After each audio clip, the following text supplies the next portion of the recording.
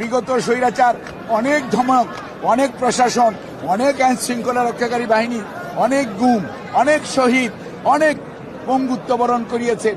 তারপরও বাংলাদেশের মানুষের দাবিয়ে রাখা যায় নাই, ওনাদের শেষ রক্ষা হয় নাই। কাজে আমরা বলবো, আসেন আমরা সবাই মিলে ঐক্যবদ্ধভাবে যারা চব্বিশের যেই জুলাই আন্দোলন এর সবাই একসাথে ছিলাম, একসাথে থাকি এবং দেশের মানুষের উপর দায়িত্ব দেই, তারা তাদের নেতৃত্ব নির্বাচিত করুক এবং সেই নেতৃত্বের মাধ্যমেই আগামীর বাংলাদেশ হবে। তাহলেই শহীদ আত্মা শান্তি পাবে, পঙ্গুত্ব বরণকারী মানুষগুলো তাদের যে কষ্ট কিছুটা হলেও লাঘব হবে। আমাদের এখন দায়িত্ব হচ্ছে সবাইকে সাথে নিয়ে আগামীতে এমন একটি জাতীয় নির্বাচনের পরিবেশ সৃষ্টি করা যেখানে মানুষ নির্বিঘ্নে তার ভোটাধিকার প্রয়োগ করতে পারবে, জনগণ বেছে নেবে তার প্রতিনিধি কে হবে।